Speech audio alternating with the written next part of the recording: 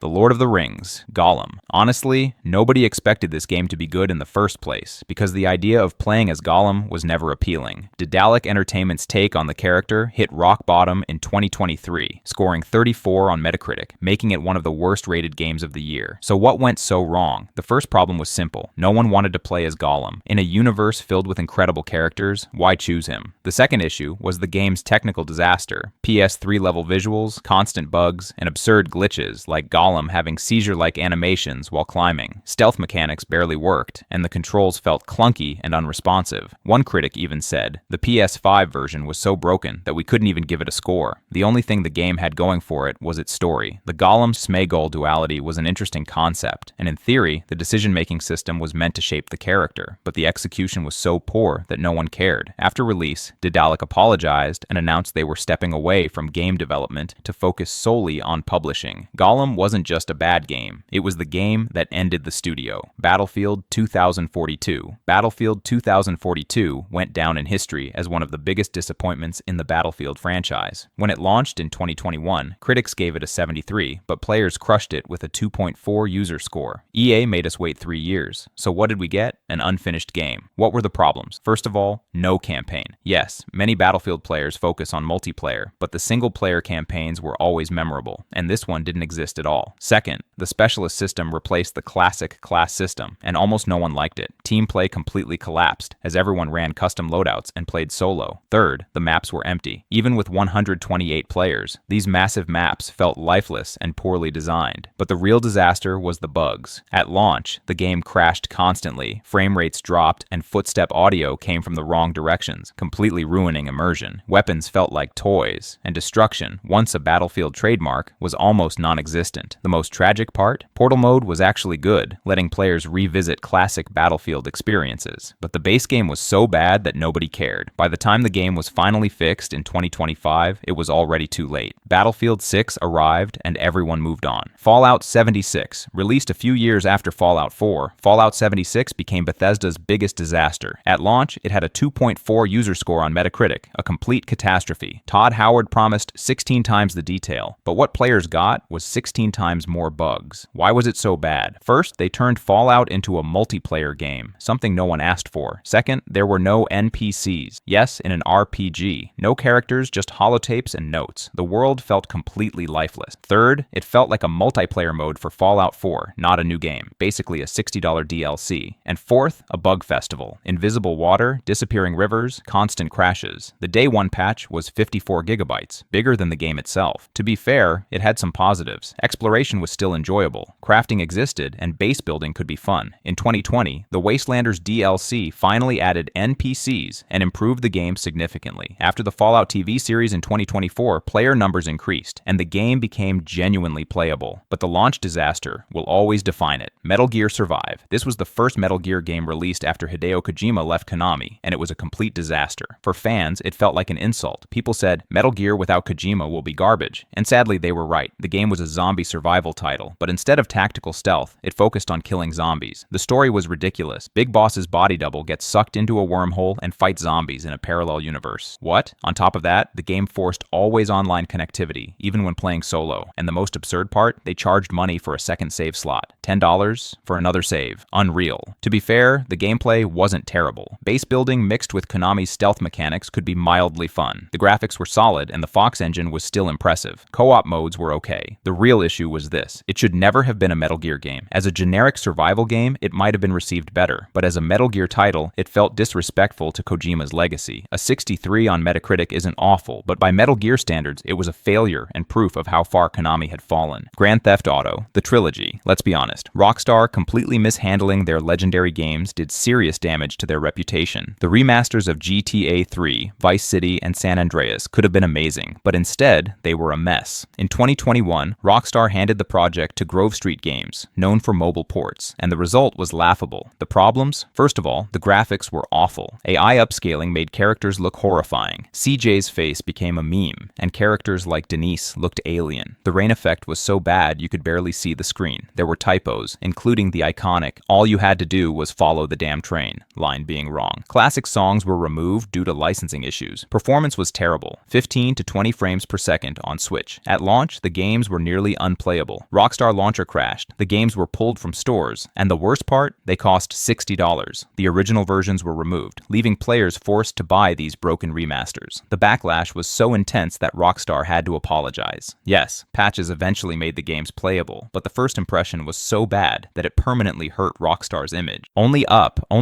went viral, but not for the right reasons. Released in 2023, it was a climbing platformer where falling meant starting over. The concept was interesting, but the execution was terrible. The game felt like an asset flip, packed with models straight from the Unity asset store. There was almost no optimization. PCs struggled badly. Physics were inconsistent, often launching players in absurd ways. Streamers played it, and it exploded online as a meme and a rage game. The good part? It was fun to watch. Frustrating, but addictive. Watching streamers lose their minds was entertaining. But that doesn't make it a good game. It just makes it viral trash content. MindsEye. The newest disaster of 2025, MindsEye. When people learned it was being developed by a former Rockstar executive, hype skyrocketed, but the final product was a mess. Yes, the game looks good visually, but the number of issues is impossible to ignore. Visual bugs, almost non-existent AI, and shooting mechanics that aren't even fun. Enemies feel like cardboard cutouts rather than real threats. Any positives? Well, there are a few atmospheric moments. The music isn't bad, but none of that is enough to save the game. Umbrella Corps. Umbrella Corps was Capcom's attempt to turn the Resident Evil franchise into a multiplayer shooter, and it was a complete failure. Released in 2016, this was a game absolutely nobody asked for. The problem is simple. Resident Evil is not a multiplayer team shooter. The game tried to be a 3 versus 3 tactical shooter, but it had zero identity. The cover system felt awkward, gunplay was weak, and the map design was just bad. There was no real story either, just multiplayer matches with no context. The worst part? The game was dead just weeks after launch. Nobody was playing it, servers were empty, and the $30 price tag was way too high. There was a campaign mode, but it was boring and incredibly short. Any positives? The graphics weren't terrible, and there was some basic Resident Evil fan service with classic enemies and locations, but none of that was enough to save it. It landed around 40 on Metacritic, and Capcom quickly pulled the plug and ended support. Tony Hawk's Pro Skater 5, the most embarrassing entry in a legendary franchise. Tony Hawk's Pro Skater 2 and 3 are some of the greatest games in PC gaming history. Tony Hawk's Pro Skater 5, on the other hand, dug the series' grave. It was rushed out in 2015 because Activision was about to lose the Tony Hawk license, and it shows. The game was a disaster. The graphics looked like a PS2 game in 2015. Physics were broken, characters constantly glitched out, and the frame rate dropped all the time. The day one patch was 7.7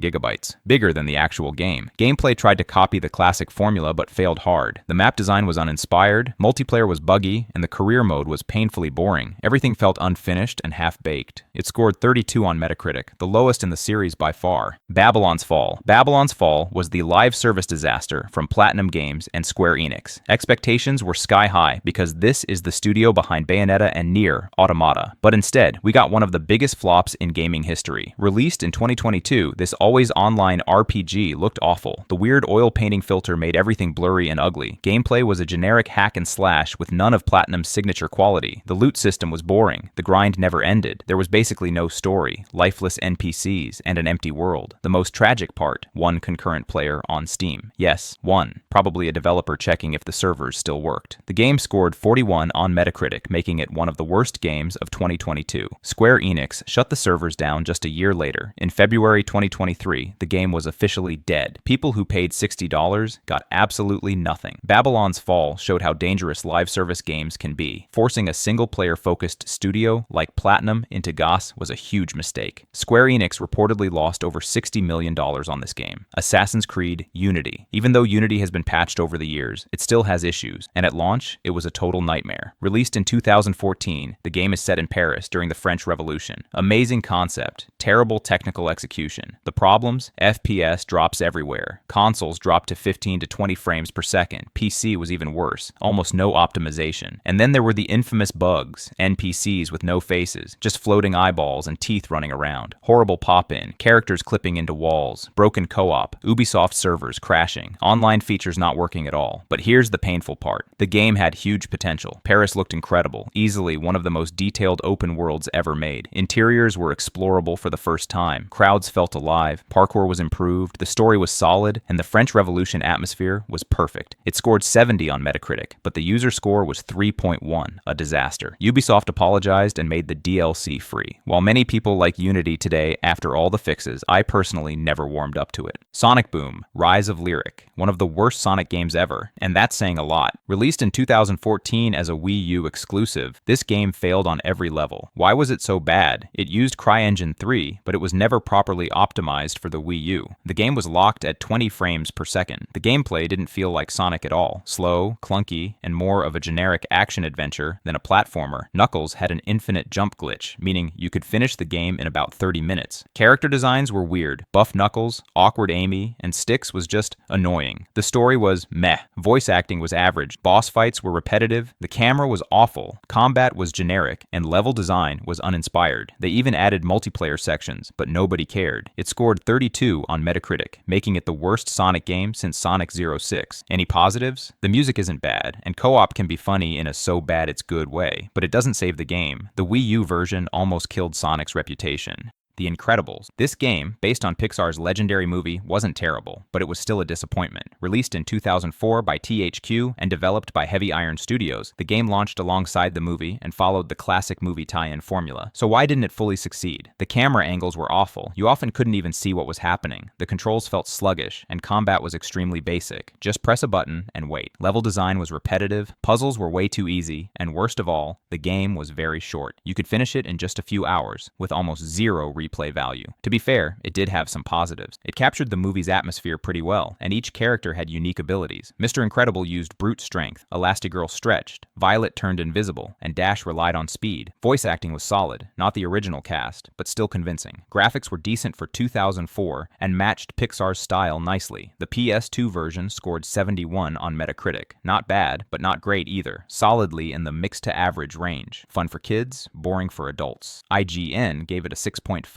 and called it okay. Overall, a forgettable movie tie-in with wasted potential. The Lord of the Rings. Conquest. Pandemic Studios' attempt at a Lord of the Rings version of Star Wars Battlefront, and a complete disaster. Released in 2009, the game clearly wanted to be Battlefront, but LOTR, yet it never came close to that level of quality. What went wrong? The graphics looked PS2 level, which was unacceptable in 2009. The same year Arkham Asylum, Halo ODST, and Uncharted 2 came out. Combat balance was broken. The mage class was overpowered, while others felt useless. The camera was terrible. You constantly got hit from angles you couldn't even see. The AI was dumb, class balance was non-existent. Voice acting was weak, except for Hugo Weaving as Elrond, and the game launched buggy with broken multiplayer. There were a few good ideas. The Evil campaign, where you controlled Sauron's forces and destroyed places like the Shire, was an awesome concept. Co-op could be fun at times, and Hugo Weaving's narration alongside Howard Shore's music was genuinely nice. Still, the PS3 version scored 57 on Metacritic, with a 6.8 user score. Critics called it senseless button mashing. Official Xbox magazine gave it a brutal 40, saying, "Even Tolkien fans will hate it." The most tragic part? Online multiplayer was shut down in 2010, just 1 year later. Pandemic Studios closed not long after. Conquest became a textbook example of how great IP plus experienced devs plus terrible execution can still fail. Shrek 2. Shrek 2 wasn't really bad. It was a very average movie tie-in. Released in 2004 by Activision and developed by Luxoflux, the movie was a massive hit, and the game was fine. Why does it feel so meh? It was extremely simple and clearly designed for kids. Combat was just mashing the square button, with zero depth. The fixed camera could be annoying. The game was short, puzzles were easy, and there was no real challenge. On top of that, the original voice cast wasn't included, only sound-alikes, but it did have strengths. Co-op was genuinely fun. You could play as 4 characters: Shrek, Donkey, Fiona, and Puss in Boots, each with unique abilities. The graphics were solid for 2004 and captured the Shrek vibe well. The humor landed, mini-games were enjoyable, and for kids, it worked perfectly as a party game. The PS2 version scored 71 on Metacritic, which is respectable. Overall, it wasn't bad, just generic. Successful for its target audience, forgettable but harmless for adults. A perfect example of a mid-2000s movie game done adequately.